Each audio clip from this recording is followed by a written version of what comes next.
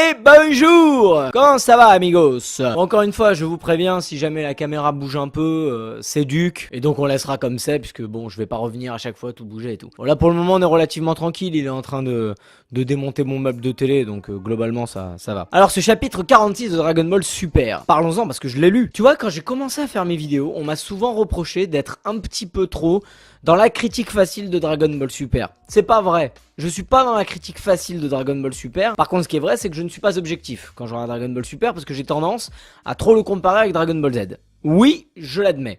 Et ben tu vois, ce chapitre 46 de Dragon Ball Super, et ben honnêtement, ça fait très longtemps que j'ai pas autant kiffé lire du Dragon Ball.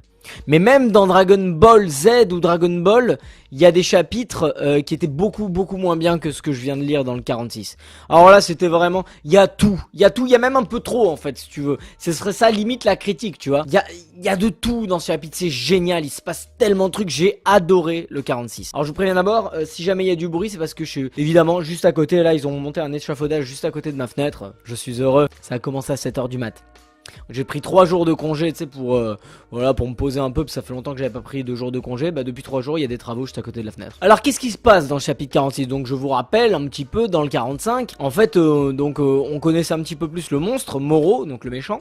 Ses pouvoirs, donc ce fait qu'il absorbe de l'énergie, et que du coup, plus tu te bats contre lui, plus tu t'affaiblis, parce que plus t'es à son contact, plus tu perds ton énergie. Donc en fait, le chapitre 46 démarre sur le combat entre Son Goku, Vegeta et Moro. En fait, ça commence d'abord par Vegeta. Donc Vegeta se fait défoncer. Quelque part on s'y attendait en fait. À la fin du chapitre 45, Moro le regarde en mode ouais bah t'as voulu me duper, bah c'est moi qui vais te duper. Donc déjà direct, d'entrée tu vois ça. Voilà, et ça te rappelle quoi? Bah ça te rappelle que Sangoku, avant d'être un gros gamin de 40 ans comme il nous le montre dans Dragon Ball Super, c'est Sangoku. Et Sangoku, quand tu touches à ses potes, quand tu touches à ses amis, quand tu le menaces, eh ben il a la petite veine du front, la petite veine du vénère qui se réveille, tu vois. Et ça c'est stylé. Bon, il se fait aussi défoncer que Vegeta. Les deux ne peuvent rien faire contre Moro. Moro leur explique, comme j'ai dit en début de vidéo, qu'en fait, à partir du moment où ils se battent contre lui c'est comme un aspirateur d'énergie. À son contact, tu te fais aspirer ton énergie. D'ailleurs, à un moment donné, Vegeta lui fait un canon Garrick et en fait, il l'aspire avec la bouche. Moro, il est comme ça, il avale, tu vois. Ça me fait vachement penser à C19 dans Dragon Ball Z quand il aspire le Kamehameha de Son Goku. Donc tu vois, ce que je dis, c'est que même à Son Goku, il le maîtrise sans problème. C'est-à-dire, Son Goku arrive, il le prend par le pied, il l'éclate. Est-ce que c'est Moro qui est pas fort, qui est plus fort que Son Goku à ce moment-là, ou est-ce que c'est juste parce que Son Goku n'a plus de force? J'en sais rien. Il n'empêche que Son Goku ne peut rien faire contre Moro. Son Goku et Vegeta ne peuvent rien faire contre Moro. Et donc je l'avais dit que la force brute ne suffirait pas contre ce méchant qui est vraiment un vrai méchant. Et d'ailleurs on va y revenir dans la vidéo. Ça fait très longtemps qu'on n'avait pas vu Son Goku et Vegeta en PLS comme ça. À un moment donné, t'as Moro, il leur dit clairement: vous avez jamais été une menace pour moi. Vous n'avez pas été une menace. Il fonce sur Son Goku qui est déjà au sol. Bah, il lui met un coup de genou dans le ventre. Et après, il attrape Son Goku comme ça par la nuque. Il aspire Vegeta comme ça, il l'attire à lui. Et il leur retire leur énergie. Et tu le vois, genre les yeux se révulsent. Les deux, ils sont KO, ils peuvent plus rien faire. C'est énorme. Et ce qui est énorme, c'est de les voir en difficulté. Parce que depuis le début de Dragon Ball Super, c'était pas arrivé, à part contre Black et Zamasu. Mais ils ont jamais été vraiment en difficulté. Là, tu sens que, bah, ils sont dans la merde. Même, si tu veux, même avant de se faire prendre son énergie pour te dire à quel point. Bon, si vous l'avez lu, vous le savez, mais en fait, Sangoku voit qu'ils sont pas à la hauteur et il décide quoi? Il décide de se téléporter. Il est conscient que s'il s'en va, la planète Namek est morte parce que là, ils sont sur Namek. Moro veut récupérer Dragon Ball, etc. Il sait que si jamais ils s'en vont, la planète Namek est foutue. Mais il prend le risque. Il est là, tant pis, on se barre. Et d'ailleurs, il veut faire son déplacement instantané, mais ça marche pas. Il a pas assez d'énergie pour le faire. Mais enfin, tu vois quoi, Sangoku qui est censé être un sauveur de l'univers, qui est ok pour se barrer. Putain, je crois que Duke il est en train de faire une connerie. Eh merde. T'es chiant, putain que t'es chiant. Alors il y a autre chose, à un moment donné, il y a une petite aparté où tu vois Beerus et Whis qui sont donc sur leur planète. Beerus qui se fait chier, en train de pêcher ou je sais pas quoi. Et Whis qui lui dit, il y a du grabuge sur la planète Namek. Il dit, il y a une baisse du flux énergétique. En gros, il y a l'énergie de Namek qui est en train de se barrer, faudrait peut-être qu'on fasse quelque chose. Beerus lui dit, bah nickel. De toute façon, c'est génial parce que dans cet univers-là, il y a toujours des mecs qui viennent faire mon taf à ma place. Il y a toujours un petit destructeur de planète, donc au final, j'ai jamais rien à faire, c'est génial. Finalement, ça justifie un peu le fait qu'ils vont pas intervenir quoi. Mais en même temps s'ils interviennent c'est fini puisque Beerus il pourrait tuer Moro d'un coup tu vois en le détruisant et oui il est beaucoup plus fort que Beerus donc s'ils interviennent ça sert pas à grand chose tu veux, faut laisser les autres se démerder. Donc voilà, mais si tu veux ce qui est quand même assez intriguant c'est le fait que Whis, pardon, en fait, il est en train d'assister à la scène.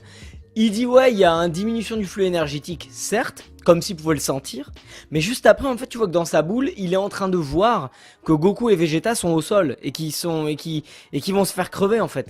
Et pourtant, il décide de ne pas intervenir. Donc en fait, c'est un peu vicieux leur jeu à Whis et à Beerus parce que on sait pas trop on va dire, on sait pas trop quelles sont leurs intentions et quel est leur lien avec Son Goku et Vegeta. En fait, tu te rends compte que ok, ils acceptent de les entraîner. Pour autant, ils interviendront pas s'ils sont dans la merde. Donc voilà, on sait pas trop comment les situer ces deux. Enfin bref. En tout cas voilà, eux ils sont au courant de l'histoire. On était d'accord dans le chapitre 45 qu'en fait Moro voulait trouver les Dragon Ball pour retrouver sa jeunesse. Alors il se passe un truc bizarre, c'est que au moment où il récupère la force de Goku et de Vegeta, il récupère son corps d'antan. Tu vois qu'il était tout vieux, tout fripé, puis d'un coup il devient vachement bien foutu quoi, sec, plus de rides, plus rien, il fait vachement jeune, il fait vachement fort. Donc il a réussi à récupérer son énergie grâce à l'énergie de Goku et Vegeta. Pourtant, une fois qu'il les a mis KO, il se met quand même à la recherche des Dragon Ball. Du coup on se demande mais en fait au final ça va être quoi le vœu? Parce que il a déjà retrouvé sa jeunesse donc c'est quand même compliqué. Ça va être quoi qu'il va souhaiter étant donné qu'il a déjà accompli son vœu. Donc en fait Vegeta et Son Goku se font soigner in extremis justement par le jeune Namek que Vegeta avait sauvé contre Moro. Entre temps tu vois une grosse altercation entre Bulma et Jaco. Alors Jaco j'en parle jamais de ce mec parce que je m'en fous un peu. Et ben là tu vois il m'a fait marrer Jaco, c'est un personnage que j'aime bien. Il me fait penser à Krillin tu sais. C'est lui qui est obligé d'annoncer les mauvaises nouvelles à Bulma. Bulma qui a une sœur hein, d'ailleurs, je savais pas. En gros Bulma rejoint sa sœur parce que c'est sa sœur qui a les coordonnées de la patrouille galactique. Si je dis pas de conneries. Donc ils vont voir la sœur de Bulma pour qu'elle lui donne les coordonnées de la patrouille galactique. Bulma lui demande alors et où Vegeta machin. En gros Jaco il se chie un peu dessus quoi. Parce qu'il sait qu'elle va l'engueuler. Une fois qu'il raccroche, c'est marrant, tu sais, c'est vraiment du Toriyama. Tu sens que Toriyama il a remis un peu la main dedans. Parce que genre il est là, Jaco il sait qu'il se fait engueuler, il fait je t'entends plus, j'ai plus de forfait, j'entends plus rien, Bulma, désolé, comme ça. Et il raccroche. Et en fait juste après il apprend qu'en fait Sangoku et Vegeta sont encore vivants. Donc il dit bon peut-être que je devrais rappeler Bulma finalement. Enfin bref ça j'ai trouvé ça drôle. Du coup Vegeta et Son Goku sont soignés par le petit Namek. Et quand ils se réveillent, eh ben ils sentent que Moro n'est pas loin et qu'il est en train de détruire encore les villages etc. Quoi qu'il en soit en fait tu vois ce qu'il leur fait au Namek. C'est vraiment un enculé tu vois. Genre il fait jaillir des flammes du sol tu vois. Et dès qu'il y a un Namek qui bronche ou qui est pas d'accord avec lui, il le balance dans les flammes. C'est horrible, quel enculé putain. Donc déjà tu vois il s'est passé déjà plein de trucs. Il s'est passé plein de trucs. Son Goku et Vegeta sont KO, ils se font ressusciter, Moro il retrouve sa jeunesse. Tu vois la puissance et l'étendue de la puissance de Moro, tu le vois, sa cruauté etc. Mais il y a encore autre chose. En fait, t'apprends que les Namek, ils ont décidé, je crois certainement à partir du moment où la première planète Namek avait été détruite, ils ont décidé que ce qui s'était passé avec Nail, donc Piccolo avait assimilé Nail, ils ont décidé d'utiliser cette technique et en fait de fusionner les meilleurs guerriers de la planète en cas de danger. Donc dès qu'il y a un danger, en gros, les meilleurs guerriers de la planète se fusionnent et une fois qu'ils sont fusionnés, ils vont taper le mec qui les emmerde, si tu veux. Et là en fait ils font ça. Et le chef Namek qui est face à Moro au moment où Moro veut détruire un village, lui dit t'es dans la merde et ton destin c'est d'être tué par le sauveur de Namek qui va venir et qui va te tuer. Et donc là tu te dis putain il va y avoir un nouveau Piccolo, c'est génial, il va y avoir un nouveau sauveur de Namek, c'est trop bon tu vois. En même temps tu sais que là t'as quasiment fini le chapitre, tu vois, parce que il y a déjà beaucoup, tu dis bon il doit pas rester beaucoup de pages. Et donc en fait plus les pages passent, plus tu vois les Namek qui commencent à se réunir à machin, tu te dis bon fait chier, tu vois le chapitre va certainement s'arrêter sur le Namek qui arrive et puis confrontation face à Moro, peut-être un petit fight ou quoi. Et ben pas du tout. T'as tout le monde qui se réunit derrière le Namek. Il reste un Namek du coup qui est censé être super balèze. Il arrive comme ça tu vois pour charger Moro. Moro il se retourne même pas, il fait clac comme ça. Et il embroche le Namek. Et le chapitre se termine comme ça. Genre le chapitre se termine avec le mec qui est censé tout protéger, sauver la situation, qui se fait embrocher comme une merde par Moro.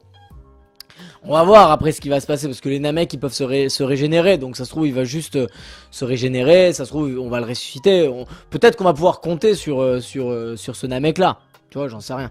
Après on connaît pas son histoire, on connaît pas son nom, on connaît rien, donc il a pas l'air très important, donc peut-être pas finalement, mais on verra bien.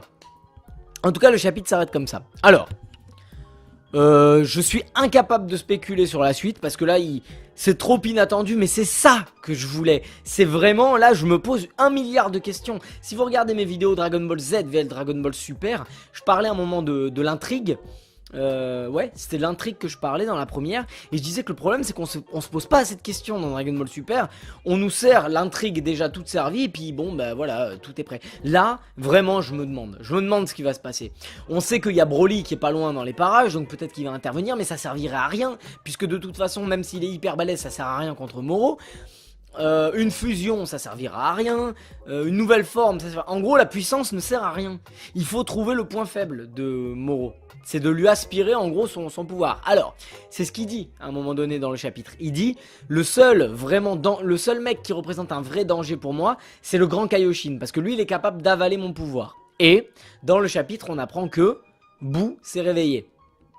Et Boo, il a à l'intérieur de lui le grand Kaioshin. Donc c'est certain qu'il va y avoir une intrigue autour de ça. Boo va se réveiller, on va faire en sorte que le grand Kaioshin sorte ou un truc comme ça. Ou alors c'est Boo qui va finalement être le héros principal, j'en sais rien, tu vois. Mais ça va se régler avec une histoire de magie. Ça va pas se régler avec un fight, ça va se régler avec de la magie, c'est obligé.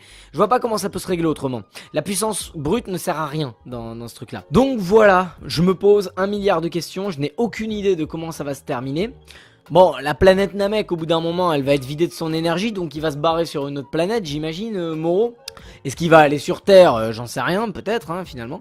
Peut-être même qu'il ira sur la planète de Broly. Enfin bref, on peut spéculer des heures. Moi, tout ce qui me tarde, c'est le 20 avril, pour voir ce qui va se passer. En tout cas, je suis vraiment content de voir la direction que prend Dragon Ball Super. Ça fait plaisir de voir du bon Dragon Ball à l'ancienne. Je me régale en lisant ce manga. J'attends de savoir ce que vous en avez pensé. Si comme moi vous êtes assez enjoué. Voilà, c'est tout pour moi pour cette vidéo. De toute façon, quand j'analyse un chapitre, ça dure jamais bien longtemps. Vous pouvez retrouver mes vidéos sur YouTube, la chaîne Yaniv avec un V, sur Facebook, la chaîne Yaniv avec un V. Vous pouvez également les retrouver sur la page Dragon Ball Stark Z. Petit coucou à l'admin. Merci à tous ceux qui me laissent publier mes vidéos sur leur page. C'est grâce à vous que j'ai de la visibilité. N'oubliez jamais de privilégier ce qui nous unit et de bannir ce qui nous divise. Quand je dis ça, ça veut dire que les sujets qui font chier dans la société et qui divisent les gens, eh ben on évite d'y aller et on se rapproche vers des sujets qui nous unissent, comme Dragon Ball Z. C'est ça qu'elle veut dire ma phrase. Et c'est tout pour moi amigos, donc je vous souhaite une bonne journée, une bonne soirée, je ne sais pas quand est-ce que vous regarderez cette vidéo, et je vous dis à la prochaine. Bise.